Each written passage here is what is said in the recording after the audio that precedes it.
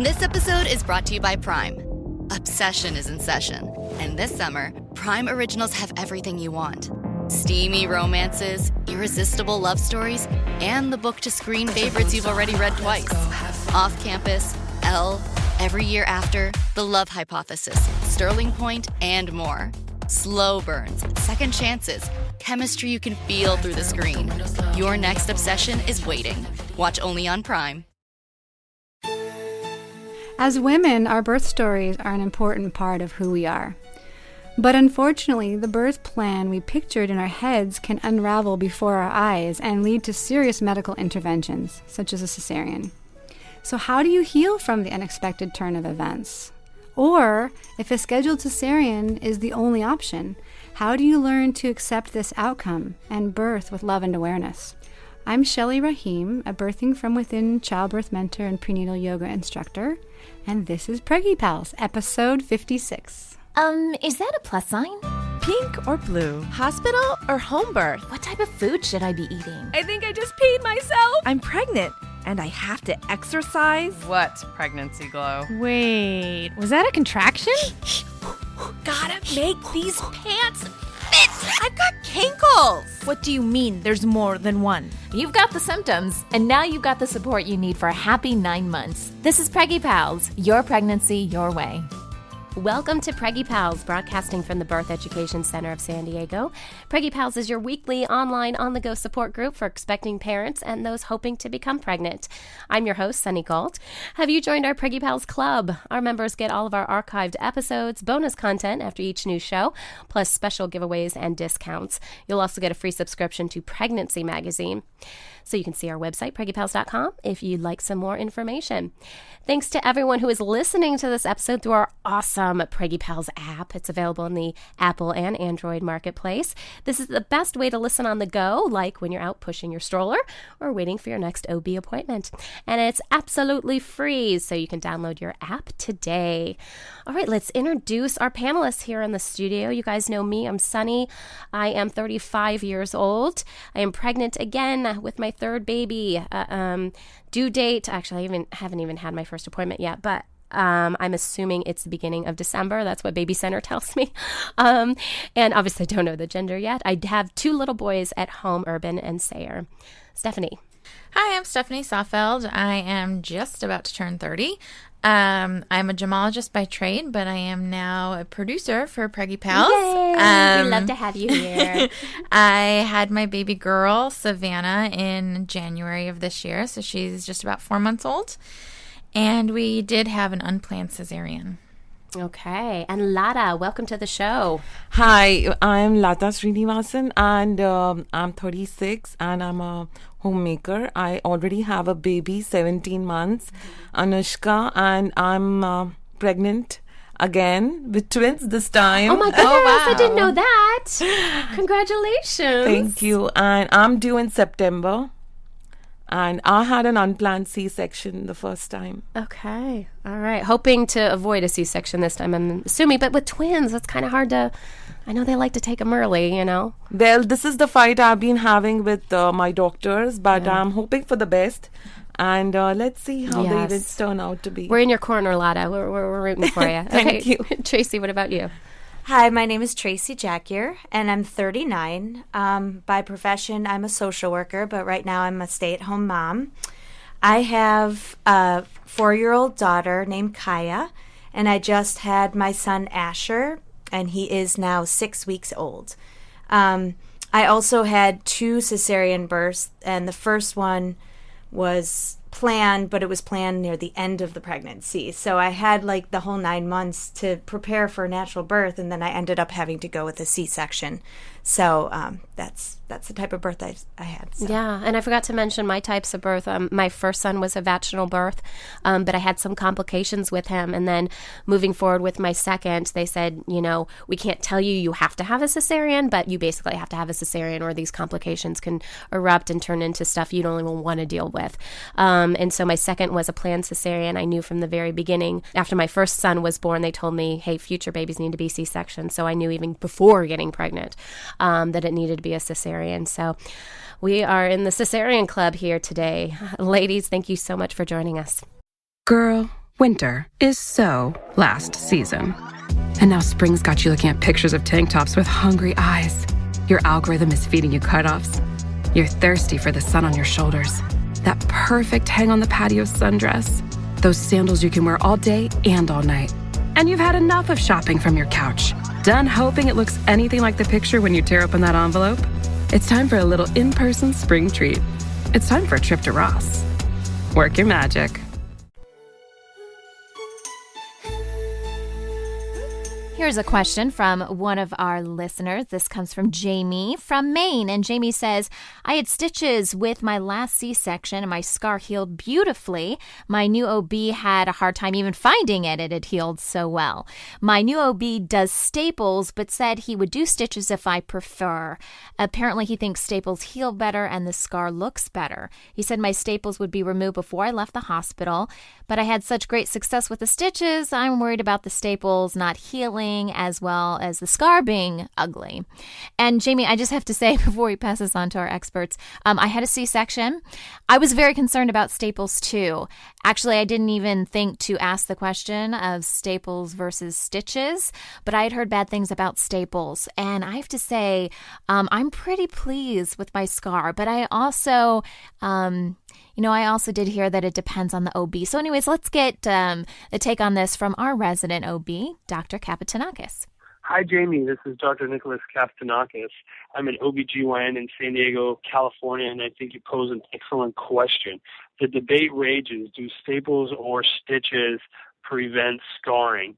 Both sides have their viewpoints, but I will tell you that if you talk with plastic surgeons and look at the latest written literature, you probably will have less scarring with sutures versus staples. Now, that's not everybody, but overall, closing with sutures probably will give you a better result. The other thing is you've already had a great result and you know how you're going to respond. Your OBGYN can always get the operative report and see what sutures were used and use the exact same sutures and hope for the excellent outcome that you did receive. The proponents of using staples will always tell you that they feel that once you place the staple, it stays in for 3 days and then it gets removed, that there isn't a foreign body and that your body does not necessarily respond to the breakdown of the suture material, which may cause less scarring. Sounds great in theory. I don't think it's panned out as well as they'd like. Again, I don't think either way. I've seen excellent closures from staples and sutures, but I will tell you that I do prefer suturing. And you can always talk with your OB and let them know that. And, the majority of OBs are willing to suture that incision closed. Good luck with everything. If you have any questions, let us know and have a great delivery and a great rest of your week. Thank you very much. Bye-bye.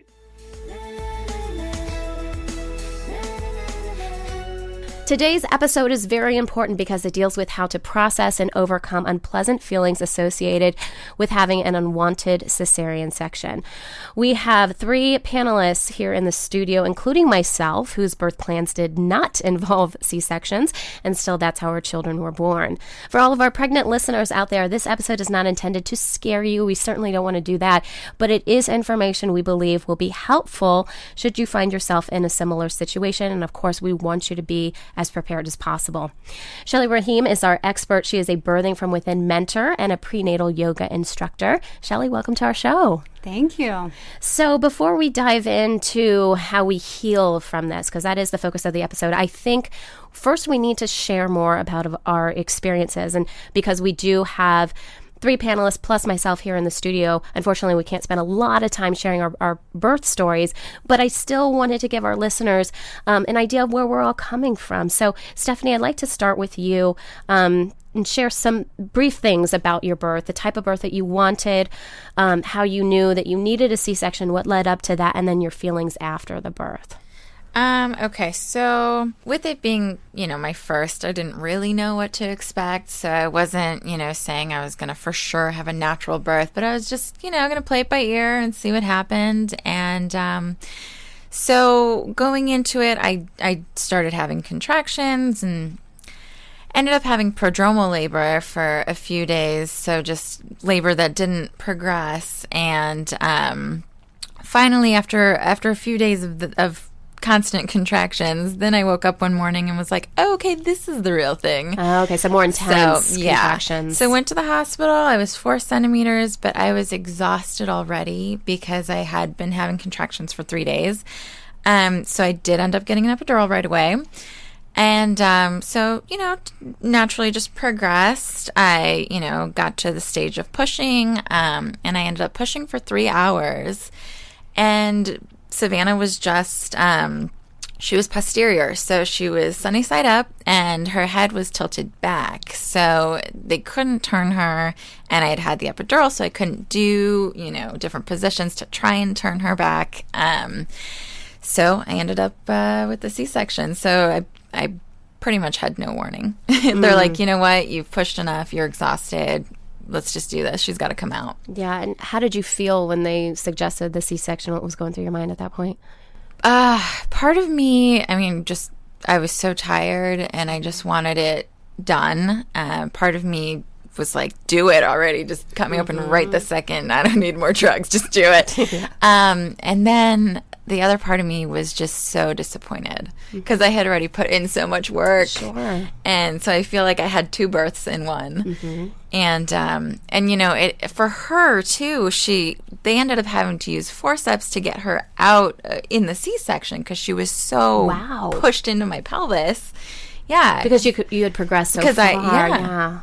And I was dilated all the way, and she was just knocking against my bones. So oh my goodness, her little head was so misshapen. She was not a typical C-section baby, that's for sure. So how did you feel after all this went down? Oh, I felt like I missed. Probably. Yeah, well, but I felt like I missed out. I felt like what I had hoped for just all went out the window, and I felt removed from it a little bit, like I was on the outside looking in.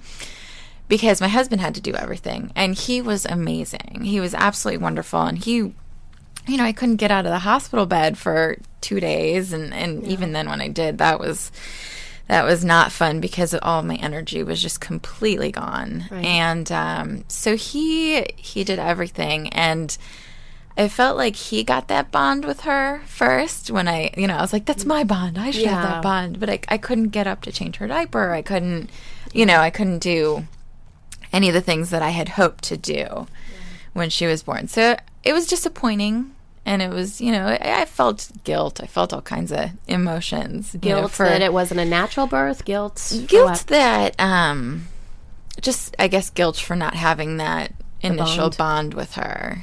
But, that got better after, I got that eventually, but... What kind of feelings are you having now about it? She's 4 months old? Yeah, she's 4 months old. I still have, I've come to terms with it. Obviously, there's nothing I could have done differently. Right. It happened the way it needed to happen. But, I still have like weird pains, and, I still have the ugly scar that I look at all the time. And I'm just like, yuck. I wish it didn't have to happen that way. Yeah.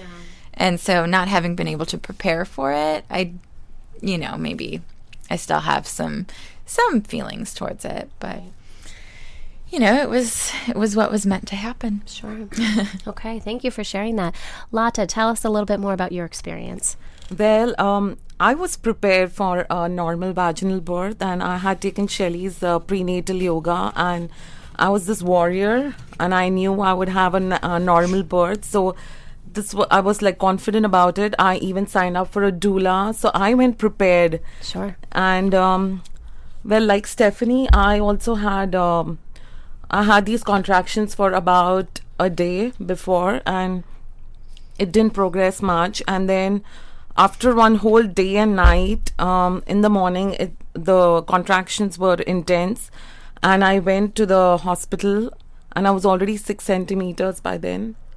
And then they admitted, and they waited, and nothing happened. So they broke my water bag, and then I advanced to 7, and that's it. I was there till the whole time. My body didn't respond to anything else. So they could not wait any longer, and then they had to give me some amount of Pitocin so that my labor would advance, and my body didn't respond to anything. And I was exhausted by then because I hadn't slept for a whole day, and there was no rest, and my back was hurting like crazy. I wouldn't let my husband move. He had to hold my back all the time. So towards the evening, they said that my body is very stiff and I would have to relax. So they gave me epidural and I slept. And when I woke up, the doctor told me that I would have to go for a C-section because they have waited long enough. When I got to know that, I cried. I broke down. It was terrible. But I think it was necessary for me to cry, to let all those emotions, that whole pent-up energy out. And after that, I accepted it. Somehow it just came to me like, I'm not feeling cheated. I tried everything.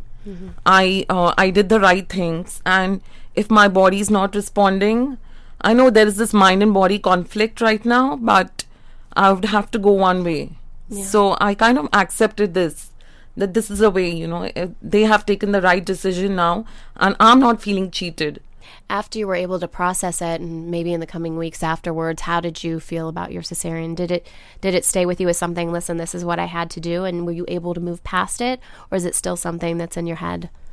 It still keeps coming back, and then you feel like, I did everything, why me? But then this is something that had to be. So you just feel that there is something beyond you and that controls, and then you're not in control of everything all the time. Right. So this is what I felt, and whatever it is, I have to come back and accept it. This is what happened. Right, because it is in the past. It is something that's already happened. I think so many times we beat ourselves up, like what could we have done differently or whatever, but it is in the past, and we have a tendency to dwell on it. And honestly, thank goodness that we have medical technology like cesareans for women who are at a point where their bodies aren't going to continue the natural way that God intended. So, thankfully we do have this ability to still be able to give birth to our babies and have healthy babies. And I think sometimes we don't, think about that a lot. It's more about, well, I didn't have the birth that I wanted, as opposed to the baby's here and the baby's healthy and I'm healthy. And maybe it wasn't the way I had it in my head, but that's the most important thing, right? So, Tracy, tell us a little bit about your experience. Well, just like Lata, I had planned most of my pregnancy to have a natural birth, or at least try to. I had spoken with a doula and maybe even doing a home birth. I was a little concerned because I have asthma and some at-risk stuff. My daughter would not go head down. She would not engage. And I actually had my baby in Boulder, Colorado, where they are very dedicated to having natural birth. They don't allow you to schedule C-sections or anything like that. And my doctor said, I think we should probably schedule, and you can wait and see how it goes.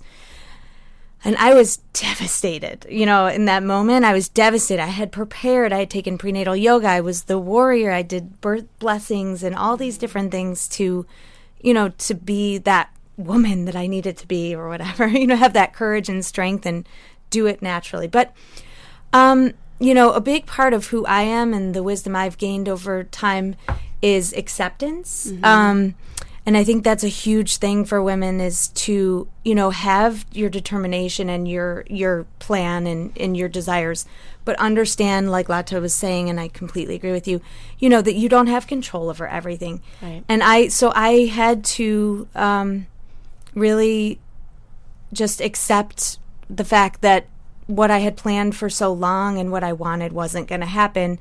But then I also was blessed with the gift to prepare for it, because it ended up being scheduled. It was only a couple weeks before, but still it was enough to accept the change and to embrace it and to recognize that, this isn't about me. This is about my child. Right. And she is offering me some wisdom that I don't know about. And it was really actually an inspiring experience for me, and really allowed me to go back to my heart and to love, and to recognize that really this isn't about me. This is something about this gift and this blessing that's coming my way. And it just became this beautiful experience for me. And I would describe it as just very peaceful and pleasant, because, I had embraced what was going to happen. And I just decided maybe my daughter knows, because I knew I was having a girl, then my body wasn't going to be able to handle that. And she wanted me to be around. I mean, maybe I would have died. I mean, who knows? Yeah. And so I was open to it. And the experience was shockingly pleasant. I by the way, I'd never been in a hospital my entire life. So that was my first time. I was very nervous, and it was very sterile. And the lights and everything. And there were so many people in the room. And they were all just talking about random stuff. But I was just really just trying to stay in the heart and with my breath and trying to keep my body calm so that the baby felt as calm as possible. And then afterwards, they brought her over right away, and they put her lips on my lips, and we kissed. And it was like this magical moment. Also, when they pressed on my stomach, they induced a contraction. And not a lot of women have told me that they've had this experience, like nobody. But I literally felt like I had seen God. Like this rush of feeling came over me. And I thought, maybe that's what it feels like when the baby comes out of you, like the vaginal birth. It was so magical. I bursted into tears. And to me, it was this amazing moment. So I was very grateful for that. And and then I did have similar experience to Stephanie where I was really drugged out afterwards. And but it gave her father the opportunity to bond. And a lot of times, men maybe don't have that experience because the women want to do it all. But, he got to deal with all that stuff. And I just got to observe him doing it. And so that was quite interesting. I mean, I did breastfeeding. And then the other thing, I was very blessed. My milk came in within 2 hours of the surgery. Oh, my gosh. Yeah. And Your full supply? Full supply. The milk had come in by the next morning. Wow. And I had filled up the entire refrigerator. All the nurses were coming in. They were laughing. They were asking me to be a donor because it was so bizarre because especially for a C-section, even for a natural birth, it can take several days. But so I had fortunately a very good experience. And with my son that I just had 6 weeks ago, I did wrestle with, should I do a VBAC? My doctor basically convinced me that based on my health issues, it wouldn't be the best choice. Right. So I wrestled with that because I met a lot of women who were like, well, maybe you should consider that. And I just decided to schedule it again, and it was even easier, and it was just as magical. So, I think the big thing for me is just, it's great to be determined and to be passionate about your choices and really know what you want, but recognize so you don't suffer through the process, and you keep perspective on what's important, which is really your health, the baby's health, and that you're getting this beautiful blessing. So however it comes out, to try not to be attached to the outcome of it. Right. Good advice. Ladies, what is one word you would use to describe your cesarean experience? Well, I do think cesarean is an amazing technology, but what I would use to describe it is defeat, because that's what I felt. I felt so defeated that I had to go. Yeah. With it. Yeah. What about you, Tracy? Well, because mine was scheduled, I would say surprisingly pleasant. Because, I had never been in the hospital, and they really know how to take care of you. And, I mean, I had my baby in 25 minutes. Yeah. So, in my arms. Right. It's a whole other experience. I was like, wow, that was fast, and it's scary. It is very scary, and it's kind of a strange experience, knowing that they're doing all these things to your body, but you can't feel it, and you're awake. Right. But I do appreciate being awake because I think it's important, and I had to hold the courage for both of us. Right. So. Right. I think if I had to pick a word, it would probably be surreal. And you actually use this word, Stephanie. So maybe you want to tag on to my word. Because after, my experience was that, it was planned. I knew from the moment my first child was born that any future births were going to be cesarean. So I had a really rough time in the beginning processing that, and I didn't understand why, and it was just a very difficult process for me. But by the time, it was time to have the cesarean, I felt like it was surreal because everything was so regimented. And I had the experience of having a vaginal birth with my first, where nothing was really planned. I forgot my birth plan at home. Everything was off the wall. But it was kind of good, and it was refreshing and whatever. So my cesarean was very planned and structured, and that's not what I thought birth should be. So I think it was very hard for me to, kind of grasp the whole situation. I remember the morning of, and it's like, we're just, my husband and I were brushing our teeth and, getting ready to go to the hospital. We're going to have a baby today, it's like, what? I had to keep telling myself that this was happening. It just, it seemed so surreal to me. And then once he was here, I was just like, how did you come out? I don't understand. I didn't physically see you come out, and I didn't have one contraction. And like you said, it was like 30 minutes, and then they're in your arms, and you're like, what just happened? So I just felt like it just happened so fast. And I even had months and months and months to prepare. It wasn't like I didn't know it was going to happen. I knew it was going to happen. But for me, just very surreal. Would you say that's a good word? Yeah, and I'm going to go with out of body, if I can call that just one word. Okay, it qualifies. Yes. We'll hyphenate. Yes. Yeah, out of body experience. Yeah. Okay, well, when we come back, we're going to hear from Shelly. I know Shelly's been kind of quiet this first section, but that's because we've been all sharing our experiences. So we're going to talk with Shelly about steps that we can take to overcome any negative feelings that we have, whether our cesarean births were planned or if it's something that's last minute. So we'll be right back.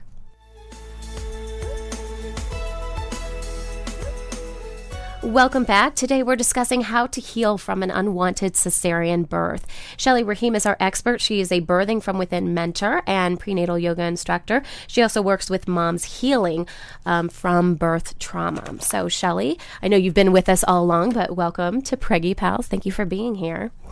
I wanted to talk about advice that you have for people. It's kind of a two-parter. First, let's talk about women who know that they're going to have a cesarean section. So on some level, it's planned. In other words, they didn't go into natural birth. They didn't have the contractions and all that kind of stuff.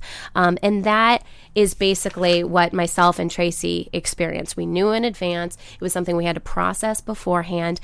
I'm not sure that makes it any easier. You've got more time to think about this happening to you. But for women who are in that position, whether months in advance, the day before or whatever, what are some advice that you have in order to process this and to overcome these feelings that we have of not wanting the cesarean and not wanting this experience we're about to have? That's a really good question. And I think that Tracy so eloquently explained some of the things that she did intuitively to prepare and to really connect to the experience is what is really good advice. Wise advice to how women can really go into the pre-op and stay in their heart and breathe into their heart and breathe the connection with their baby and watch the mind and have a good sense of awareness of the way the mind will go down different paths that aren't really the healthiest places to be, such as, how could I have prevented this? If I would have done this or I would have done that, and start blaming ourselves or blaming others. And instead of, following that path, really just coming back to the breath. And it's a discipline, it's a practice, and it's really difficult. But if you can apply it in these situations where we're really called inward to really be present, then as a mother, you'll be able to tap into that throughout life. And then, when the cesarean is actually happening, saying any kind of affirmation, if you have time ahead, you can plan out, I am birthing my baby.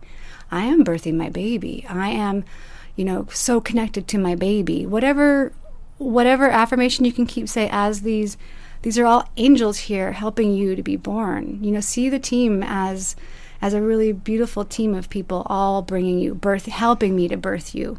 Mm-hmm. So that you don't feel helpless and powerless, because it can be very demoralizing and helpless and powerless when you're just lying there and you're numb. But you, again, go back to the mind and the heart and the soul, and you connect to that baby and practice that connection during pregnancy, and it'll come very naturally in the birth.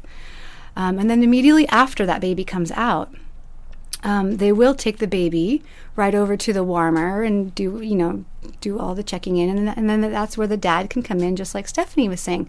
He was right there, he got to see the baby, but he can have a really crucial role in bringing that baby over quickly. As long as everything is healthy and good, we don't need to fuss around for 5, 10, 15 minutes. We can bring that baby right over, cheek to cheek, just like Tracy said, kiss that baby, like bring that baby as soon, because that mom, when she's lying there on that table, every fiber of her being is telling her that baby needs to be on my chest. Yeah, that's true. And she's aching physically for that baby on her chest, but also neurologically, it's a response in the body. Physiologically, hormonally, it is like survival instinct. I need the baby on my chest. And so that has to be acknowledged and honored immediately. And so if that father can be that person to bring that baby over and smell, like right there, cheek to cheek, and even turn the baby. So here's what happens. That's a lot of times the dads or the nurse will bring the baby over and say, here's your baby, but they actually, she's seeing the baby upside down.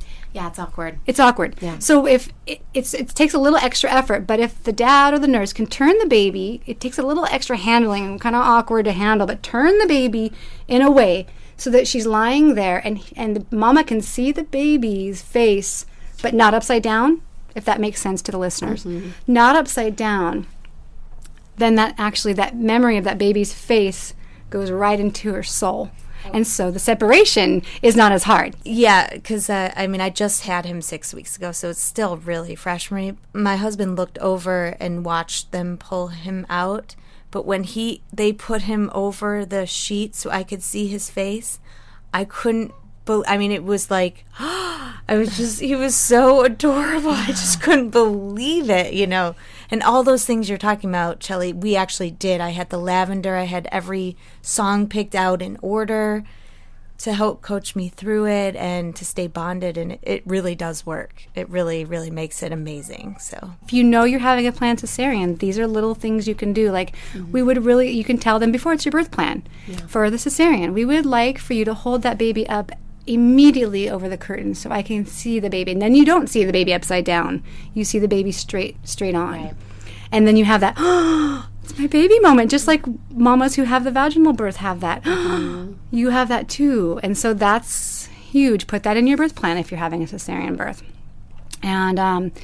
And then to talk to your baby, that the baby will have to be separated, and you will need to have to be sewed up, and there'll be maybe 20 minutes to an hour that you will be separated.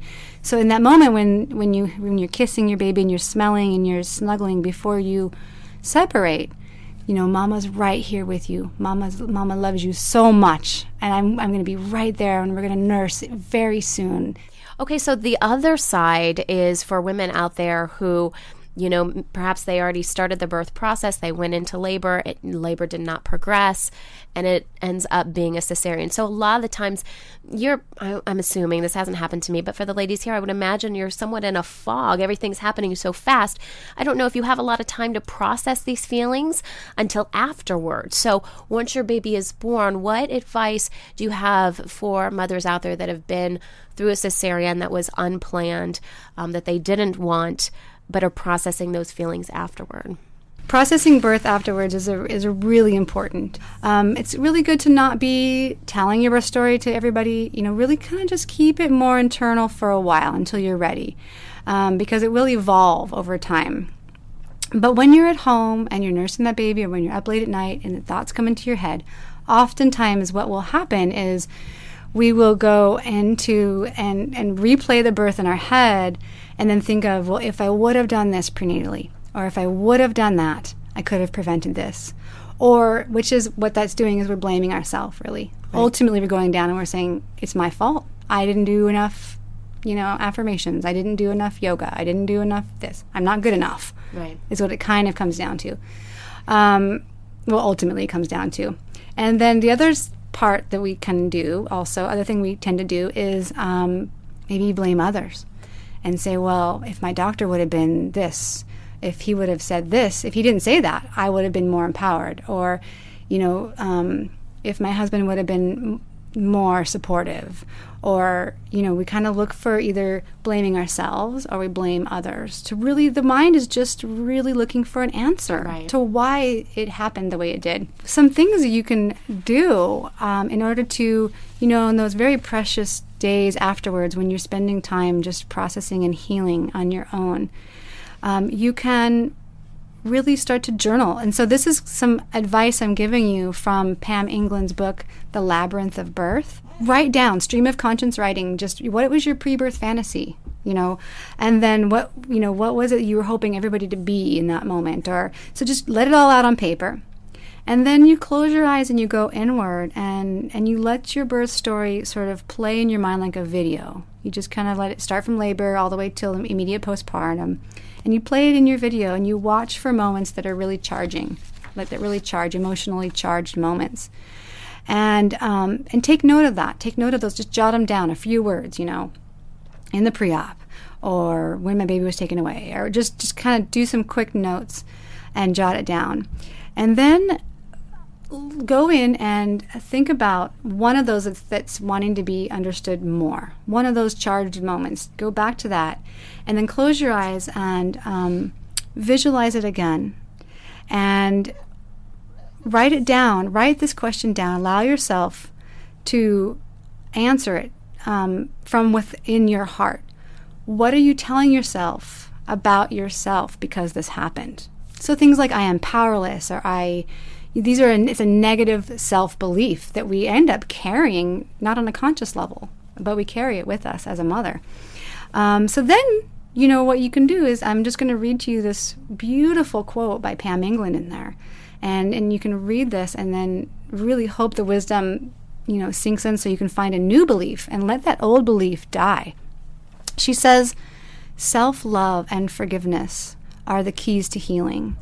So at this time, the unwished for event happened, such as a cesarean. You were utterly immersed in it. You may have been exhausted, afraid, overwhelmed while having to make these decisions. You wanted to do the right thing, the best thing, or perhaps you just wanted to end the intense experience. So consider this, that on the day you gave birth, at the moment this unwished for event happened, you did the best you could based on everything you knew at that moment, based on everything life had taught you up to that moment. You did the very best you could. And the only thing you could do based on who you were in that moment. So the profound mystery of birth, including how your birth unfolded as it did, can never be really understood with the mind. Your mind can come up with theories, but it can never fully explain why anything happens. So after kind of really letting that soak in, and go in and then really start to journal again and play that internal birth video again, but with this level of self-acceptance. And what I heard from all of you was this level of radical self-acceptance, which is oftentimes a lifelong journey for us as women to accept. And birth is one of those times when we really got to have that radical self-acceptance. And to really just have radical self-acceptance and self-love. Then from that place, go in and maybe create a new belief about yourself. I really did birth with wisdom. I really did the highest, what was best. I find those moments when you really were in your heart, or where you really did listen to your intuition. So we tend to focus on all the problems that happened. Can you find one exception, in the midst of it all, where you felt a connection with your baby, or where there's always something that we're overlooking. Mm-hmm. And then let that really be in the forefront of your healing, and let that be who you really are in that moment. So then you can journal about that, and you can write down maybe a new pinpoint a new belief. I am powerful, or I did birth my baby, and then make it on little sticky notes and hang it up all over your house and remind yourself and bring that into your everyday. And that's one way you can kind of find a new meaning for a cesarean birth that is really difficult to process. Sure. Well, Shelley, thank you so much for that. I appreciate it. And as Shelley mentioned, that is an excerpt or part of the Labyrinth of Birth book by Pam England. We actually have a copy of the Labyrinth of Birth book to give away to one of our listeners. So if you guys would like a chance to win that copy, you can go to our website, look for this episode, and in the comments section, share one thing you learned after listening to our episode today, and we'll select a winner at random. Thanks so much to Shelley and all of our panelists for being here today, for opening up your hearts and your minds. I'm sure our listeners got a lot from it, and I really appreciate you being here and sharing that with us. This conversation continues for members of our Preggy Pals Club. After the show, we'll talk about different resources available for women who have had an unplanned cesarean. To learn more about a club, visit preggypals.com.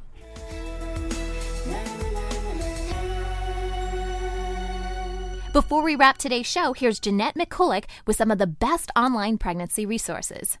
Hello, Peggy Pals. I'm Jeanette McCulloch of BirthSwell. We at BirthSwell believe that you, as a mother, will make the right decisions for your pregnancy and birth when you have access to evidence-based information and a strong support system. That's why I'm here to share with you new media tools to find the information that's right for you. Today, I'm going to talk about a serious topic, but it deserves our attention. Most of us have heard of postpartum depression. But what we are learning is that mothers can be affected with a mood disorder at any time during childbearing and can include not just depression, but also OCD, anxiety, and, in very rare cases, psychosis. About 15 to 20% of all mothers and mothers-to-be experience some type of perinatal mood or anxiety disorder. If you or someone you know is struggling beyond the normal ups and downs of pregnancy or time after birth, the website Postpartum Progress is a rock-solid peer-to-peer resource. The site was created by mom Catherine Stone after her own struggles with postpartum OCD. Here you'll find information written in what she calls plain mama English, meaning no medicalese is spoken here. There's a comprehensive list of symptoms, including warning signs for when you need to seek immediate help. You'll also find information on treatment options, including those that are compatible with breastfeeding. Dads and partners, if you are listening, there's a section here just for you, too.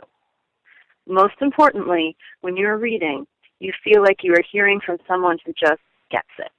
Remember, this is a peer-to-peer resource and not a substitute for medical attention. You can find the site at postpartumprogress.com. You can also find Catherine Stone on Twitter. Follow the link from her website. Thanks for listening to today's tools for finding the information that's right for you, and be sure to listen to Preggy Pals for more great pregnancy tips in the future. Okay, that wraps up our show for today. We appreciate you listening to Preggy Pals. Don't forget to check out our sister show, Parent Savers, for parents with newborns, infants, and toddlers, and our show, The Boob Group, for moms who breastfeed their babies. This is Preggy Pals, your pregnancy, your way. This has been a New Mommy Media production. The information and material contained in this episode are presented for educational purposes only. Statements and opinions expressed in this episode are not necessarily those of New Mommy Media and should not be considered facts. While such information and materials are believed to be accurate, it is not intended to replace or substitute for professional medical advice or care, and should not be used for diagnosing or treating healthcare problem or disease or prescribing any medication. If you have questions or concerns regarding your physical or mental health or the health of your baby, please seek assistance from a qualified healthcare provider. Hey mamas, don't forget to check out Mighty Moms. It's our online community built for new moms just like you. Not only can you connect with other moms, but you can also join us backstage for special mom-only online events. And you'll also be notified when we're recording so you can join us as a special guest.